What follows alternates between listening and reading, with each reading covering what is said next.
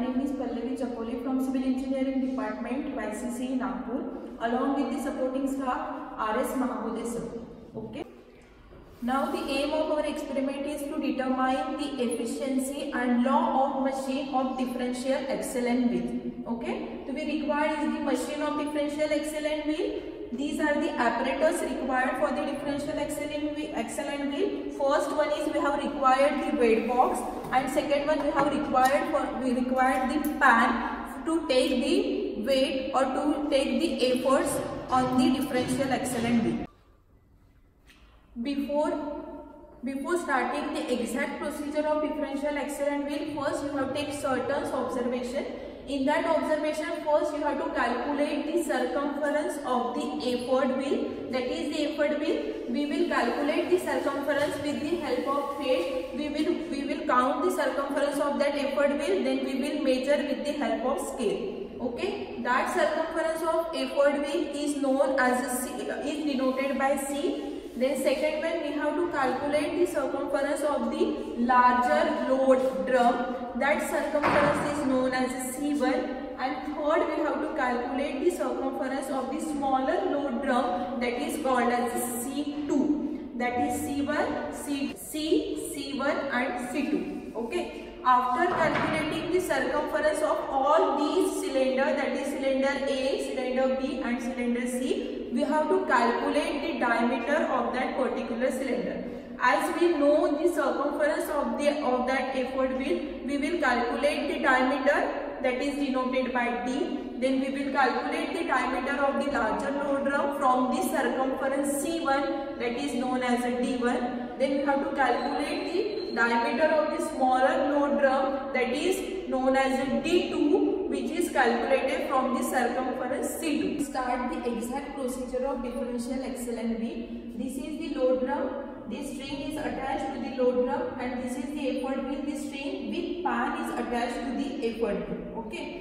For the first reading, we will put the weight of 500 grams. We will calculate the efforts required to lift weight 500 grams. We will put the weight from the weight box in the effort pan. We will add the weight to the effort pan till the effort moving down. Okay. So first we will put the smaller weight. Gradually we will increase the weight till the pan touches or till the pan moving to downward position. First we will add the weight of 50 grams. Suddenly gradually we are increasing the weights on the effort pan. As the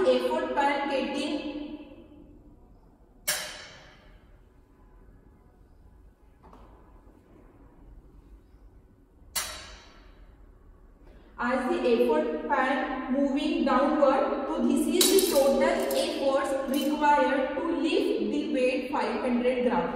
Then after calculating the effort, we will add all the weights which are put in the efforts pan, where total weight required to lift the weight of 500 grams is 50 plus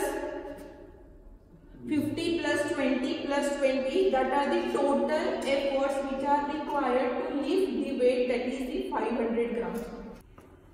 After completing the first reading, we have to take the second reading in the same manner. For second reading, we have to put the weight put the weight of 500 grams. Now total weight is 1000 grams. For 1000 grams, we have calculated the effort required to lift that weight. So we put the effort in the effort pan till the effort moving in downward position. As the effort move in downward position, we will add all the load which are applied on the effort pan. Okay. So now we will take the total effort required to lift the load 1000 grams. Likewise, we are taking 3 more reading in the interval of weight 500 grams, and likewise we complete the experiment. These are the observations which are required before starting or before taking exact observation of the differential axle and wheel. C is the circumference of effort wheel. C1 is the circumference of the bigger load drum. C2 is the circumference of the smaller load drum. We have calculated the circumference circumference of effort wheel. You have calculated the circumference of bigger load drum, circumference of smaller load drum. From that circumference you have to calculate the diameter. So D is the diameter from the circumference of effort wheel. D1 is the diameter from the circumference of the bigger load drum. D2 is the diameter calculated from the circumference of the smaller load drum. After calculating C, C1, C2, D, D1, D2, you have to calculate the VR, that is the velocity ratio. Now we will take the observation. First one is your serial number. You have to take total 5 readings. Second column is your load. First we have to take in the performance. We can also start with the 500, but I will take the first reading as the 1000 gram.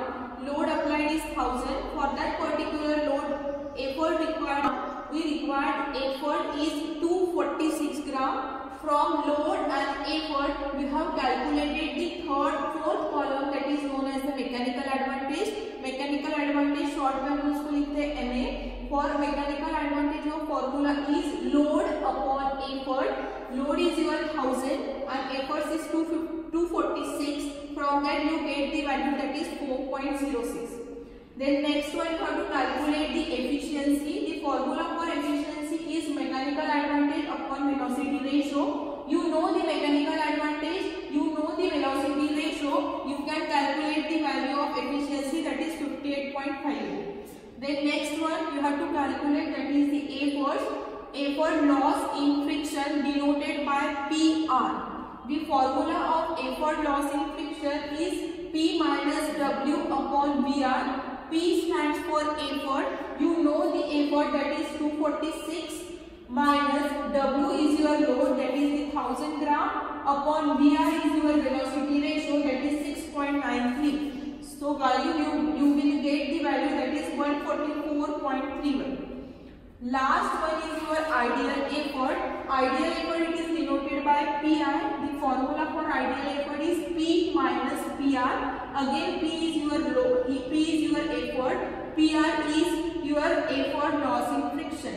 The value of P for this reading is 246 minus PR value is 144.31. You will get the reading, that is 101.69. So this is your first observation. Likewise, the second observation we will take for the load 1500, then we will take for 2000, then 2500 and 3000. Again we will calculate the effort required for that particular weight, and likewise we will do all the calculations. Now we will going towards the result. For the result we will calculate, we will draw these 3 graphs for single purchase graph and also for the differential axle and wheel. For these we will draw the first graph. First graph we will plot load versus effort. We will take the reading of load on the horizontal axis and reading of effort on the vertical axis. From these readings, now we will draw the straight line covering maximum points intersecting on the y-axis. Then the intercept, the distance from that point to the origin is the distance, that is the value of C. Now from the straight line we consider any 2 points. From that 2 points we draw a single triangle, and from that triangle we calculate the slope of this particular graph. Then we will draw the second graph, that is the load versus ideal effort. We will take the reading of load on the horizontal axis and ideal effort on the vertical axis. The nature of graph is the straight line from origin. Then we will draw the third graph. Third graph is between the load versus efficiency, load on the horizontal axis and efficiency on the vertical axis. Shows that the efficiency is increasing up to the certain point, and after that point the efficiency of the machine gradually decreases. From these 3 graphs we will calculate the result. In result, first point is VR, that is the velocity ratio, which is already calculated in the observation. Then second one is your efficiency. in the observation table you calculate the efficiency of each reading. After the calculating the efficiency of each reading, we will take the average of that efficiency. That value we will write down in the efficiency.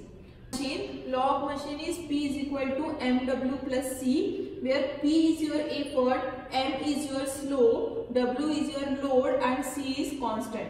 The slope is getting from the first graph, then w is as it is plus C is the constant. The value of C is also getting from the first graph.